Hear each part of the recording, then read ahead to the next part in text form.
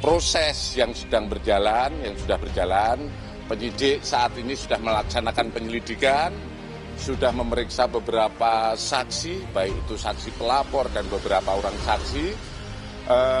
Juga penyidik sudah mengumpulkan keterangan-keterangan dari ahli, yaitu dari Kementerian Agama, dari MUI, yang nantinya digunakan, apakah itu nanti akan bisa digunakan untuk proses-proses penyidikan lebih lanjut. Kalau temuan saya waktu dulu ketika saya masih jabat di sana itu, yang banyak yang saya tangani adalah banyaknya ibu-ibu yang komplain karena anaknya itu kemudian berubah menjadi pencuri, menjual barang-barang milik orang tuanya untuk katanya untuk diserahkan pada imamnya untuk biaya negara NII katanya gitu. Jadi di samping itu juga ada laporan-laporan mengenai pembantu baru yang masuk kemudian baru 1 minggu kemudian mengambil laptop yang juragannya gitu, sampai banyak sekali laporan waktu yang saya terima itu. Ya intinya ibu-ibu yang komplain ya kepada kita, laporan ada 68 laporan waktu itu bahwa anaknya itu mengambil barang-barang, jual kursi kemudian macam itu. Dan itu katanya untuk dikasihkan pada imamnya gitu. Dan ini sinkron dengan yang keterangan daripada yang kemarin disampaikan oleh Pak Ken sama teman saya Pak Taufik, dulu cerita begitu juga. Iya. Pemerintah itu sebagai sodikul hukumah. Ketika masyarakat ada penyimpangan umat Islam, ada penyimpangan keagamaan, maka Majelis Ulama Indonesia wajib memberikan bimbingannya. Nah, dalam konteks Az-Zaitun, indikasi-indikasinya sangat kuat sekali di medsos-medsos yang secara vulgar disampaikan langsung oleh Az-Zaitun dan Pak Panji Gumilang misalkan, itu jelas sekali menampilkan dalam banyak hal adanya indikasi penyimpangan tersebut. Indikasinya sudah sangat kuat, kenapa MUI tidak memberikan rekomendasi yang cepat begitu kepada pemerintah? Iya, jadi begini, kita sebagai Majelis Ulama itu kan yang pertama itu kan kita mengajak ar-ruju ila sabil haq, mengajak kembali pada jalan yang benar. Itu sudah kita lakukan. Di antaranya kita ingin datang ke Panji Gumilang tapi tidak diterima. Kita juga ingin mempersilahkan datang ke Majelis Ulama, juga nggak dipenuhi, bahkan memusuhi dalam tanda petik terhadap Majelis Ulama dalam konteks pernyataan-pernyataannya. Dan ini belum pernah dijumpai. Ada salah satu kasus semacam ini dalam kaitan ini. Ini kan luar biasa yang dilakukan oleh Panji Gumilang. Yang kedua adalah Majelis Ulama ini memberikan irsyadiyah, bimbingan keagamaan, barulah kemudian dikeluarkan fatwa setelah hasil dari penelitian-penelitian yang dilakukannya. Misalkan tidak bisa gimana memberikan bimbingan agama begitu ya? Jadi ketika tidak bisa, apa yang dilakukan? Kalau dia ada pelanggaran pidana, ada pelanggaran yang lain, itu kewenangannya adalah negara dalam hal ini gitu. Lah, Majelis Ulama hanya pada kewenangan keagamaannya. Panji Gumilang terancam dipenjarakan. Pelapor Panji Gumilang, Ketua Dewan Pimpinan Pusat Forum Advokat Pembela Pancasila, Ihsan Tanjung, menyerahkan bukti tambahan atas laporannya terhadap pimpinan Ponpes Al-Zaitun, Panji Gumilang. Nasib Panji Gumilang akan ditentukan melalui gelar perkara yang dilakukan penyidik di Tipidum Bareskrim Polri pada Selasa tanggal 4 Juli tahun 2023. Dalam laporannya itu, Panji Gumilang diduga melanggar ketentuan pasal 156A KUHP tentang penistaan agama.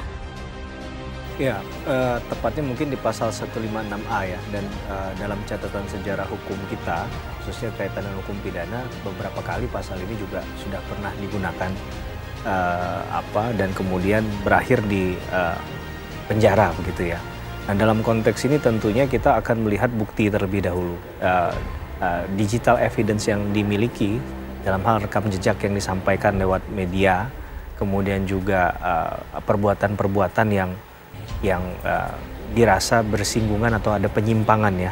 Nah, sedangkan dalam konteks ini kan misalnya kita mengatakan Panji Gumilang, Pak Panji Gumilang ini kan bagian dari mungkin agama yang dianggap di bahasa tadi Mbak Putri dinodakan juga ya, penodaan begitu.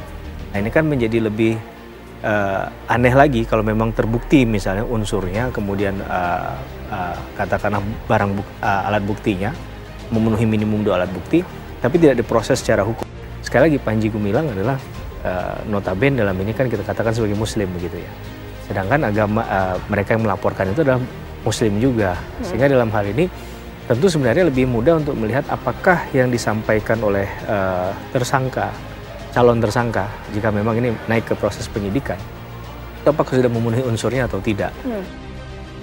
Pimpinan Pondok Pesantren Al Zaitun, Panji Gumilang, memenuhi panggilan Bareskrim Polri dalam kasus dugaan penistaan agama.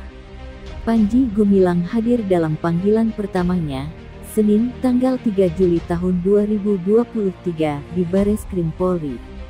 Ia datang bersama rombongan, sekitar pukul 13.57 waktu Indonesia Barat menggunakan pakaian setelan jas berwarna biru.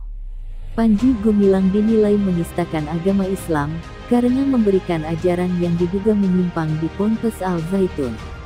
Pernyataan Panji Gumilang juga dianggap telah membuat kegaduhan baik di media sosial maupun di dunia nyata. Sementara, Mahfud MD menyebut telah menemukan 3 masalah dalam polemik Ponpes Al Zaitun. Pertama, terjadinya tindak pidana. Ada beberapa hal tindak pidana laporan masuk ke Menko Polhukam, dan kesimpulan-kesimpulan dari berbagai penelitian nanti akan dan juga ada laporan resmi yang akan disampaikan ke Polri, ujarnya.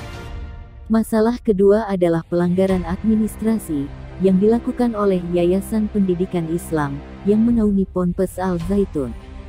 Sebelumnya, Direktur Tindak Pidana Umum Bareskrim Polri, Brigjen Juhandani Raharjopuro, menyebut Panji Gumilang dipanggil untuk klarifikasi dalam rangka penyelidikan terkait penistaan agama yang dilaporkan. Kemudian yang bersangkutan juga akan memberikan keterangannya kepada penyidik. Saat ini penyidik sudah melaksanakan kegiatan-kegiatan klarifikasi terhadap saksi kepada saksi ahli untuk membuktikan apakah perkara-perkara ini bisa dilaksanakan penyidikan lebih lanjut. Saat ini yang bersangkutan sudah berada di Jakarta dan akan memenuhi panggilan dari Bareskrim, tutur Juhandani. Namun demikian, Juhandani menegaskan, penyidik tetap profesional dalam melaksanakan penyelidikan maupun penyidikan. Saat ini masih dalam rangka penyelidikan, dan tentunya ada tahapan-tahapannya. Kata dia, setelah dilakukan penyelidikan pihaknya akan melakukan gelar perkara, apakah itu memenuhi syarat sebagai tersangka atau tidak. Sebelumnya, Ponpes Al Zaitun menjadi sorotan lantaran diduga mengajarkan ajaran menyimpang. Pesantren ini terus menjadi pembicaraan, sejak beredar video saf salat id campur antara perempuan dan laki-laki, pada April lalu. Buntutnya, Panji dilaporkan ke Bareskrim Polri oleh Ketua Forum Advokat Pembela Pancasila, Ihsan Tanjung, dan pendiri NII Crisis Center, terkait kasus dugaan penistaan agama, ke Bareskrim Polri.